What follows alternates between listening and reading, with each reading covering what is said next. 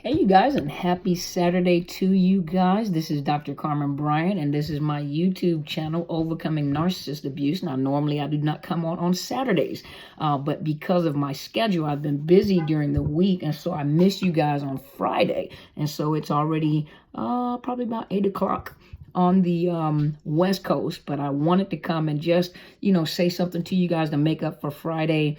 And I was thinking about this as I was driving and coming back. I said, I got to get back and get my tribe some information. And so I wanted to talk about the altered reality. So after narcissist abuse or during narcissist abuse, that altered reality. So let's talk about this for a minute. So I know some of you guys are gamers. I'm not a gamer, so I'm not familiar with everything concerning gaming and gaming equipment and computers. But, there is such thing as virtual reality where, you put these glasses on and the computer, the electronics creates this imaginary world where you're a superhero. You're doing things that you're actually not doing in real life, right? So it's a whole nother world that you get to entertain yourself in. Well, with a narcissist, if you think about this for a minute, when you were kids or when your kids were growing up, you guys know you did it too. Some of you guys that are accustomed to watching or remember watching Wonder Woman and Superman and Batman and the superheroes and He-Man and all those cartoons. Remember that or the Bionic Man or the Bionic Woman. You guys remember that? Steve Austin, the $6 Million Man. Some of you guys have no idea what I'm talking about, but some of you old school folks know what I'm talking about, or the Bionic Woman.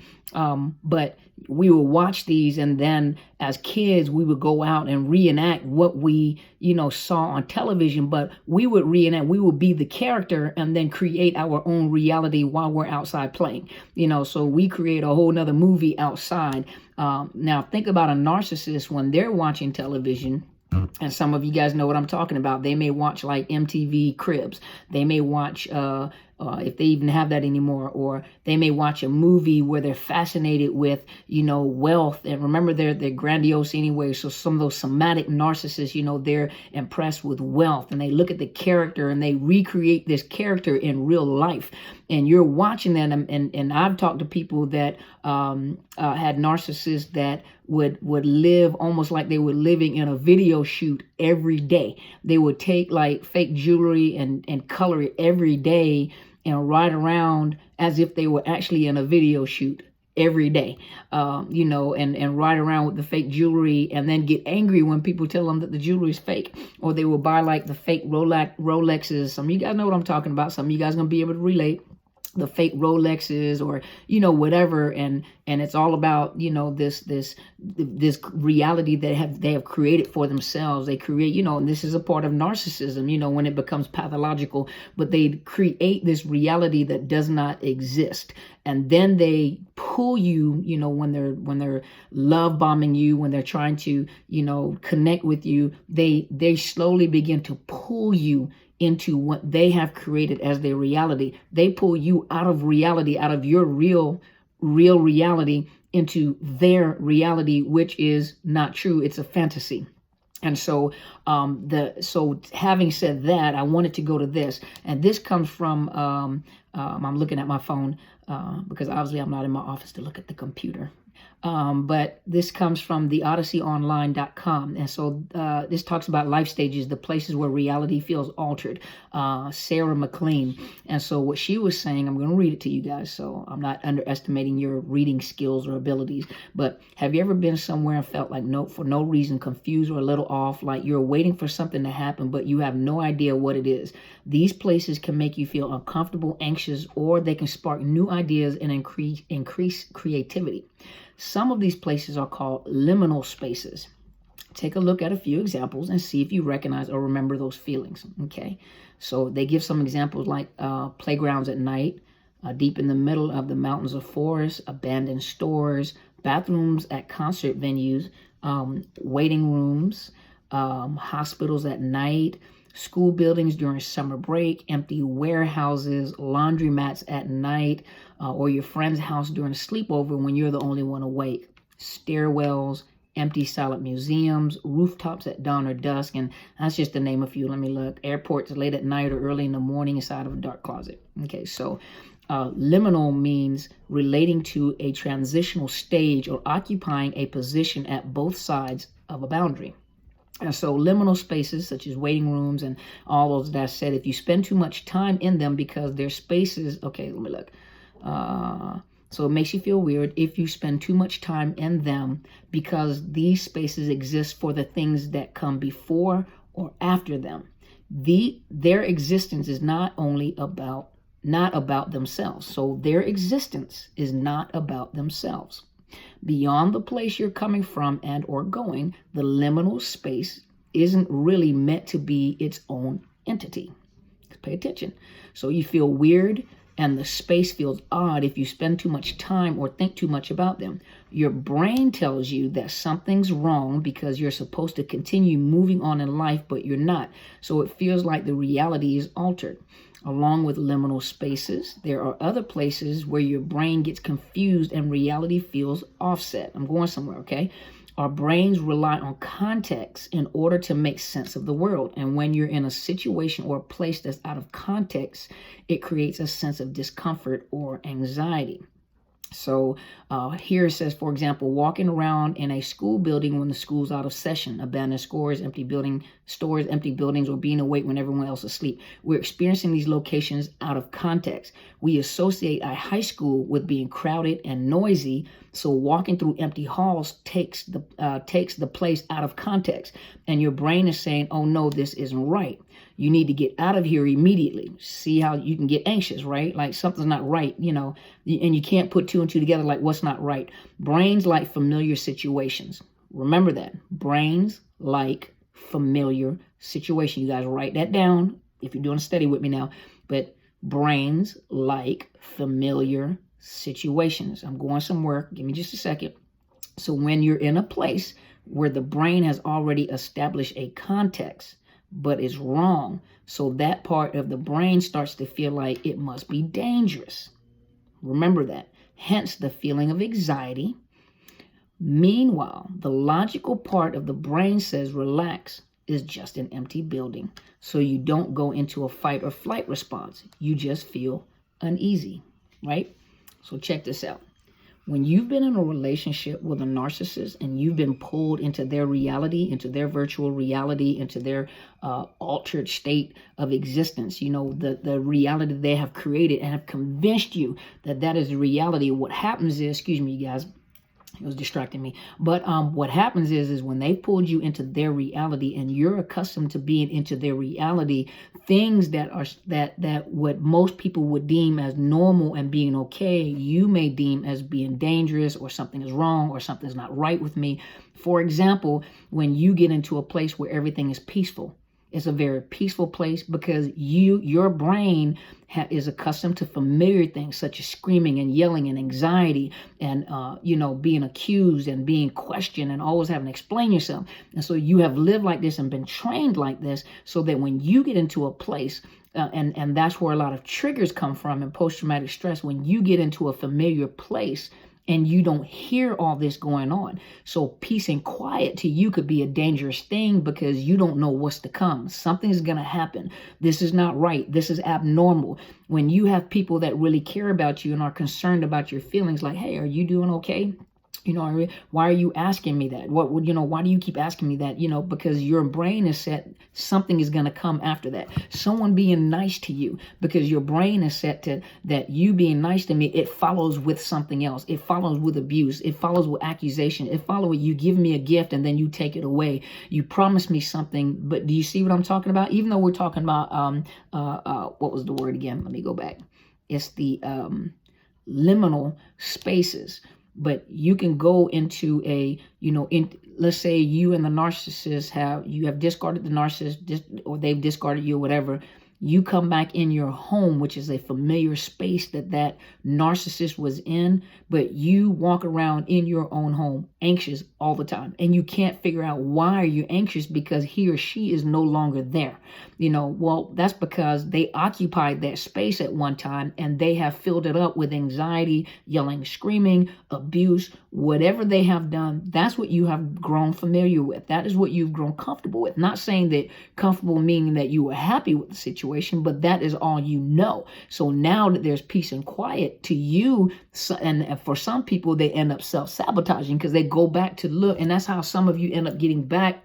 Sorry, you guys, let me put this behind me. But that's how some of you guys end up going back to narcissists or toxic people, because of the fact that that is what you're accustomed to, especially if you've come out of homes with, mothers or fathers or caretakers that have been narcissists. This is something familiar to you and is uncomfortable when people are nice. It is uncomfortable when you're in peace and quiet. Your peace and quiet becomes loud and it becomes scary. You're not comfortable with doing something nice for yourself, taking yourself to the movies because now you feel guilty. You don't know why you feel guilty. Well, I feel guilty, or buying yourself something nice or taking yourself somewhere to eat, somewhere nice to eat, or, but that narcissist has occupied this space, in your head, in your heart, and you don't know right now. You're dealing with not knowing how to shake them out of that place. Likewise, you've been pulled into their reality, which their reality is not really a reality.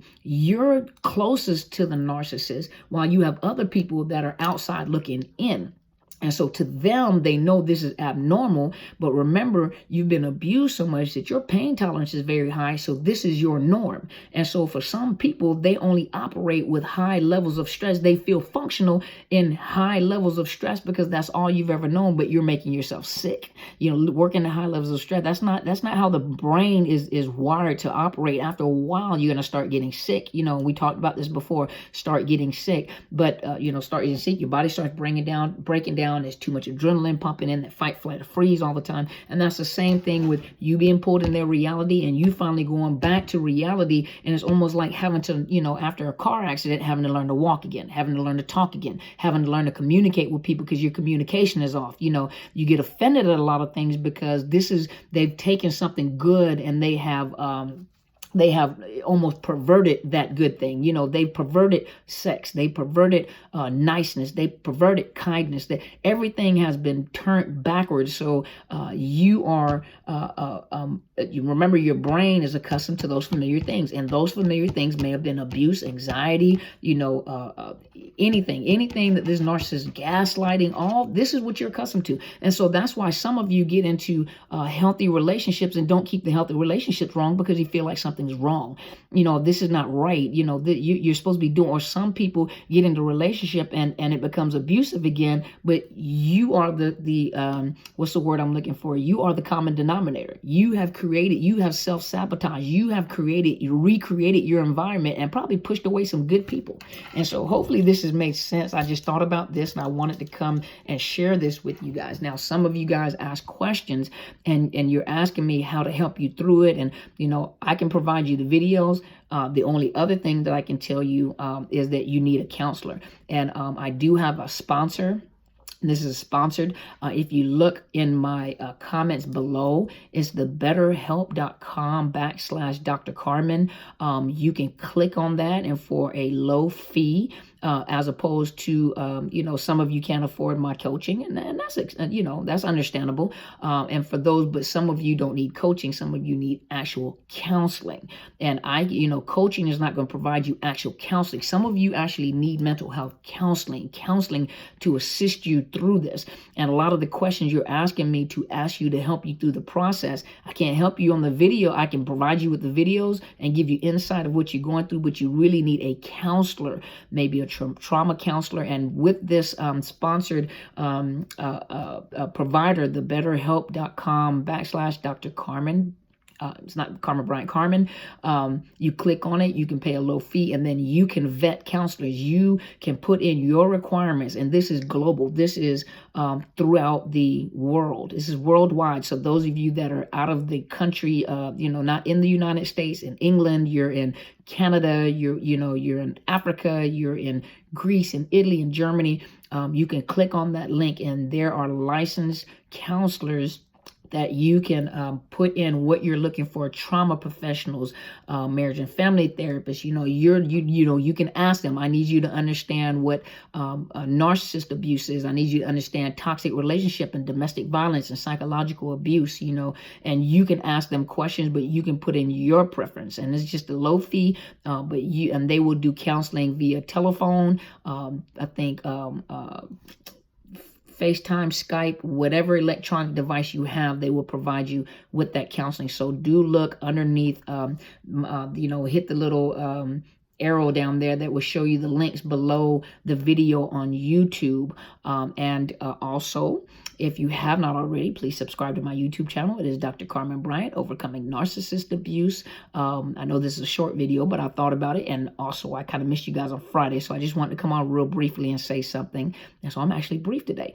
But if you also have not, I have 2 Facebook pages. One is my professional Facebook page, Psychological Health Consultants and Services. The other one is my book Facebook page, which is Overcoming Narcissist Abuse. Hit the like buttons. Make sure you hit the subscribe button on YouTube and the bell so you know whenever I upload videos Tuesday through Friday. Sundays I come on live between 8 and 9 o'clock Pacific Standard Time, which is West Coast time. If you haven't ordered my book, it is Unmasking the Illusion of Perfection. You'll find that up underneath the video, and it is sold through, there's a few bookstores that sell it. The main ones that I'm familiar with is Barnes & Noble and also Amazon. You can also buy an ebook, and you can also buy it on a Kindle. Also, I know many of you guys have been asking me about an audiobook, and I know some of you guys, boy, you guys have some of the best advice. You can do it yourself. You can do it yourself, Dr. C. I know. But it does cost to record and then put it back out on Amazon and Barnes & Noble. But what I will do, what I'm thinking about doing is, because I am creating the podcast, and for my first podcast, what I may do is charge a low fee. And what I'll do is I will narrate, I will read my own book. And then you can purchase each chapter as you go, or you can purchase it as a bundle, and I will record, and it will be for a low fee, and I will read, I will narrate, and create a Audible that you can come through on podcast and pay for, and also be patient, because I have a Patreon that I am creating, and I will be placing, when I say training, some of you guys are thinking continuing education training. I haven't got to that point yet, but it is more education and awareness about narcissist abuse.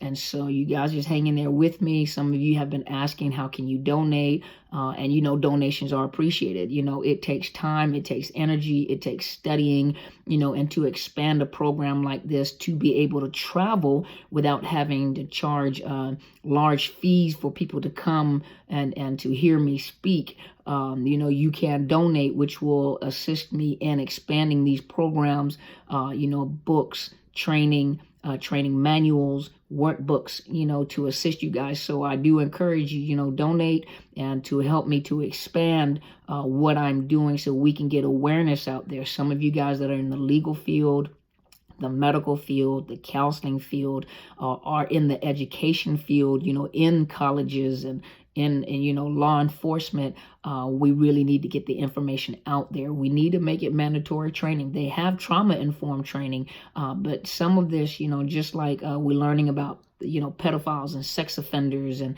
we need to put that information out there, which is narcissist abuse. And some of you guys that are wanting to create your own YouTube channel, don't get on the YouTube channel trying to counsel yourself.